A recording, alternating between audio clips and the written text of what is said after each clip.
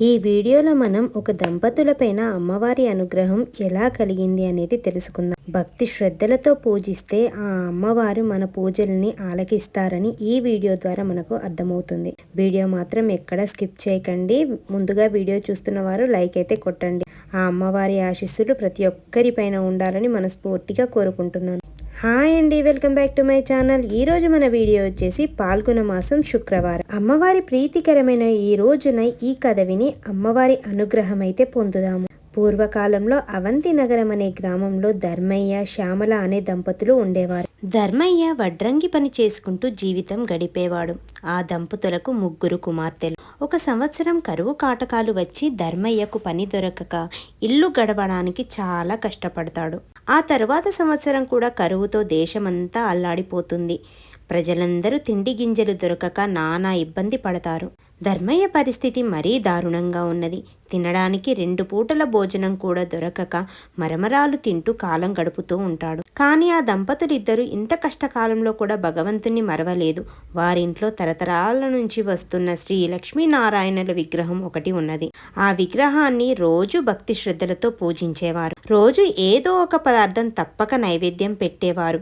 అయితే 2 సంవత్సరాల నుండి కరువు వల్ల ఇంట్లో ఏ పదార్థం లేకపోవడంతో ఇంటి ఆవరణలోని తులసి మొక్క నుంచి ఒక దళాన్ని శ్రీ లక్ష్మీనారాయణులకు భక్తితో కళ్ళకద్దుకొని సమర్పించేవారు. రోజులు ఇలా గడుస్తూ ఉండగా ఒకరోజు రాత్రి 10 గంటల సమయంలో తలుపు తట్టిన శబ్దం అవుతుంది. ఈ వేళలో ఎవరు వచ్చి ఉంటారా అని ఆలోచిస్తూ తలుపు తీసిన ధర్మయ్య దంపతులకు మధ్య వయస్కురాలైన ఒక ముత్తైదువ కనిపించింది. ఆమెలో ఏదో దివ్య తేజస్సు గోచరించింది. ఇంత రాత్రి వేళ ఇలా ఒంటరిగా వచ్చిన ఆమె ఎవరై ఉంటుందా అని తలుస్తుండగా ఆమె వీరితో ఇలా అన్నది. నాయనా, నేను పొరుగు ఊరి నుండి మా ఊరికి వెళుతూ దారి తప్పి ఇటుగా వచ్చాను. రాత్రి కావడంతో త్రోవ సరిగ్గా తెలియడం లేదు. ఈ రాత్రి మీ ఇంటనే విశ్రమించి తిరిగి ఉదయాన్నే వెళ్ళిపోతాను అన్నది.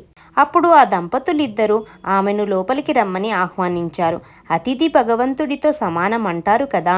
కానీ ఆమెకివ్వడానికి ఇంట్లో ఏమీ కనిపించలేదు. కాసిన్ని మంచినీళ్లు మాత్రమే ఇచ్చారు. ఇంట్లో పడుకోవడానికి ఒక చాప మాత్రమే ఉంది. ఆ చాపను ఆమెకు ఇచ్చారు. ఆ రాత్రి ఆమె ఆ చాప పైన నిద్రించింది. తెల్లవారగానే లేచి తిరిగి వెళ్ళడానికి సిద్ధమవుతుంది. అప్పుడు ఆ దంపతులు ఆమెతో ఇలా అన్నారు. తల్లి, నీవు తేజస్సులో సాక్షాత్తు జగన్మాత శ్రీ మహాలక్ష్మిలాగా ఉన్నావు. నిన్ను వట్టి చేతులతో పంపుతున్నందుకు ఎంతో బాధగా ఉన్నది అని అన్నారు. అప్పుడు ఆమె, ఓ దంపతులారా, మీరు చింతింపవలదు. మీ ఇంట ఉండడానికి ఒప్పుకున్నారు, అదే చాలు అని అన్నది. అప్పుడు శ్యామలమ్మ ఆమెకు బొట్టు పెట్టి పంపింది.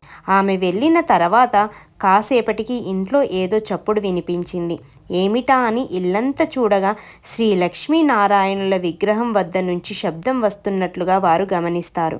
అక్కడ కొన్ని బంగారు నాణాలు పడి ఉంటాయి. అప్పుడు వారికి జరిగిందంతా అర్థమవుతుంది. రాత్రి తమ ఇంటికి వచ్చింది మరెవరో కాదు, సాక్షాత్తు జగన్మాత శ్రీ మహాలక్ష్మియే. ఆ తల్లికి తామేమి ఇవ్వలేకపోయామే, కనీసం తగిన వసతి కూడా కల్పించలేకపోయామే అని బాధపడ్డారు. ఆ తల్లిని అనేక విధాల స్తుతించారు. శ్రీ మహాలక్ష్మి అనుగ్రహం కలిగిన ఆ కుటుంబం ఆ ధనంతో పిల్లల పెళ్లిళ్లు ఘనంగా జరిపించారు. జీవించినంత కాలం సుఖంగా జీవించి ఎన్నో సత్కార్యాలు చేసి చివరికి ముక్తిని పొందారు. దీపం లక్ష్మి స్వరూపం. ధర్మయ్య దంపతులు రోజు శ్రీ లక్ష్మీనారాయణుల విగ్రహం వద్ద దీపం వెలిగించేవారు.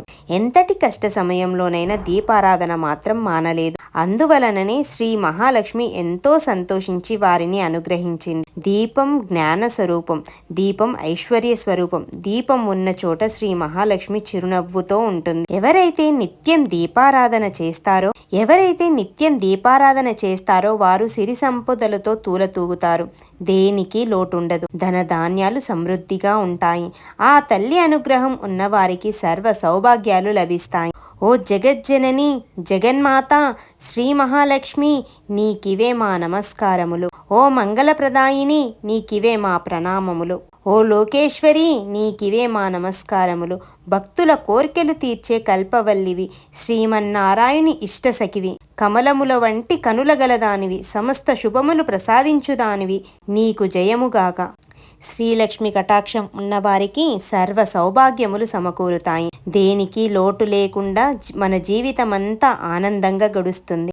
శ్రీ మహాలక్ష్మి కటాక్షం లేని వారు బానిసత్వం, అనారోగ్యం, అనేక కష్టాల పాలవుతారు. సర్వమంగళప్రదాయిని అయిన జగన్మాత శ్రీ మహాలక్ష్మిని అర్చించిన వారికి దాసదాసి జనం, మిత్రులు, బంధువులు, సంతానం, ఆరోగ్యం, ధనం, ధాన్యం, వాహనం అనే అష్టైశ్వర్యాలు లభిస్తాయి. శ్రీ లక్ష్మీనారాయణుని ఎవరైతే ఎప్పుడు మనసులో ప్రార్థిస్తూ ఉంటారో వారికి సర్వ సౌభాగ్యాలు కలుగుతాయి.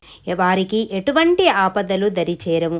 శ్రీ లక్ష్మీనారాయణుల అన్యోన్యమైన జంట. మత్స్యావతారంలో శ్రీ లక్ష్మిగాను, కూర్మవతారంలో కూర్మవతిగాను, నరసింహావతారంలో శ్రీ మహాలక్ష్మిగాను, వరాహ అవతారంలో భూలక్ష్మిగాను, శ్రీరామావతారంలో సీతగాను, శ్రీకృష్ణ అవతారంలో రుక్మిణిగాను ఆ మహాలక్ష్మి తన పెనిమిటి శ్రీమన్నారాయణుల వారితో కలిసి అవతరించింది. శ్రీ లక్ష్మీనారాయణుల అన్యోన్యత, ఆప్యాయత లోకంలోని దంపతులందరికీ ఆదర్శం.